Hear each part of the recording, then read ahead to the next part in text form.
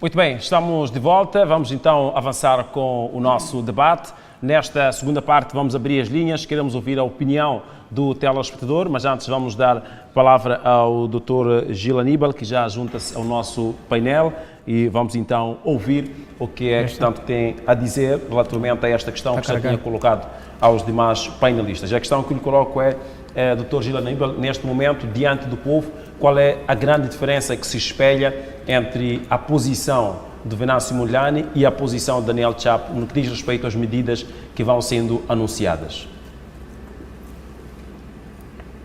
Bem, boa noite a todos os meus colegas, meus pares, também a quem nos vê a partir de casa, a população principalmente que está ligada a esta estação televisiva.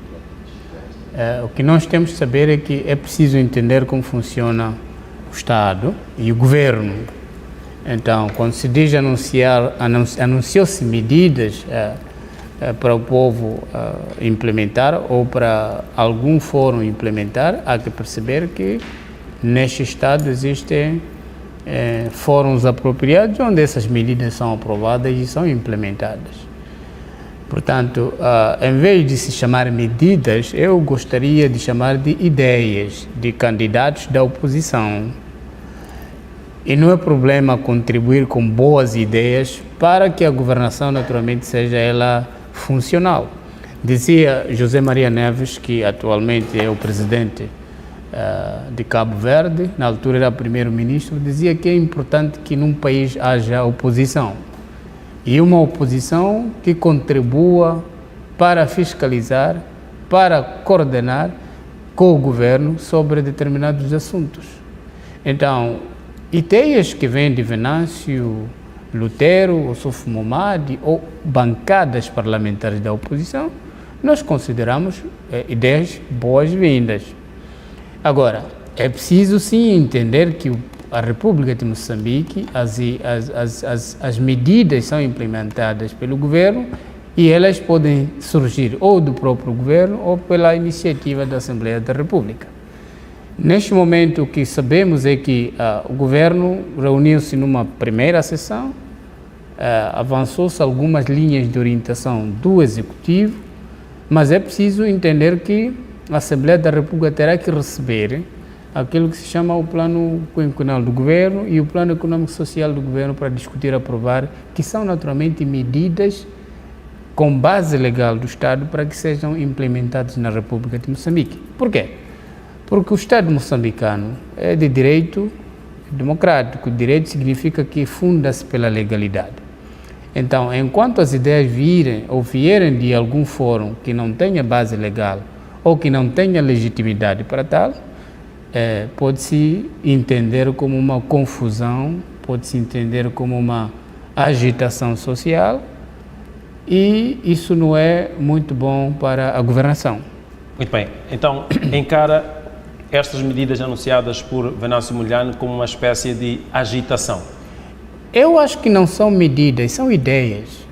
Porque as medidas são implementadas através a quem cabe aceitar essas ideias para a implementação, sendo que ele dirigiu-se ao povo e inclusive disse que até o próprio executivo, o próprio presidente deve também cumprir com essas medidas? Isso seria uma irregularidade. Eu não percebo por que o candidato Venâncio, derrotado, obviamente, mantém-se essas posições. Porque incorre aqui a uma infração que é naturalmente punível. Então, neste país existe sim um presidente da República e já formou seu governo e dentro deste governo é onde serão anunciadas medidas de contenção, por exemplo, do custo de vida, questões salariais, até já estão a ser discutidas essas matérias, e depois também temos a questão de reformas da administração pública. E não só temos a questão de recuperação econômica após manifestações violentas que naturalmente destruíram o tecido econômico, principalmente privado, que é preciso ser recuperado com o incentivo do governo. Então, essas é que o povo lá em casa, quem nos vê a partir de outras plataformas, deve entender que serão medidas de um governo e não fora deste fórum a ser anunciadas por quaisquer indivíduo que seja. Os indivíduos ou cidadãos comuns, incluindo os candidatos, como fiz referência, o que têm são ideias. As ideias podem ser direcionadas ou a bancadas, ou podem ser direcionadas ao próprio governo, ou podem ser direcionadas ao próprio presidente da República, ou podem ser faladas para a população. Mas não tem legitimidade para imposição que seja assim executada, ainda bem, como disse, pelo presidente da República, porque este país está sendo governado a partir do dia 15 por Daniel Chapo e o seu governo.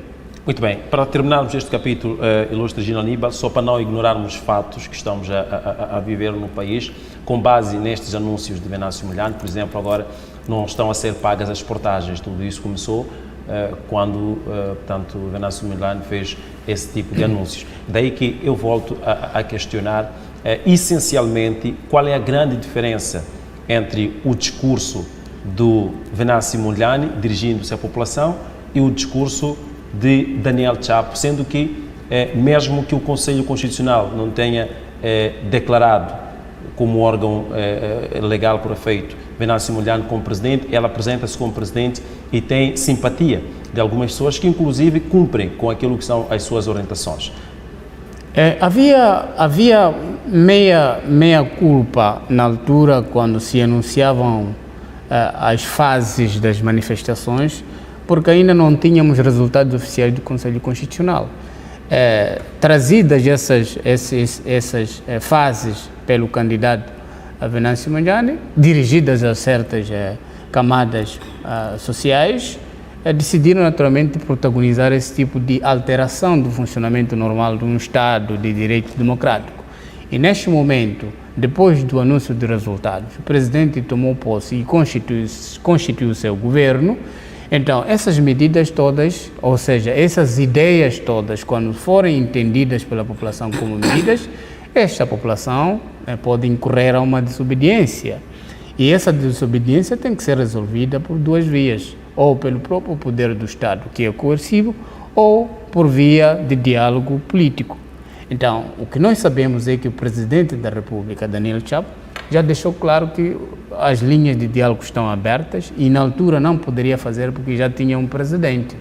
Agora o presidente é Daniel Chapo e tem que resolver os problemas, quer sociais, culturais, religiosos, políticos, ligados à Força de Defesa e Segurança, porque o Estado assim o conferiu como presidente da República.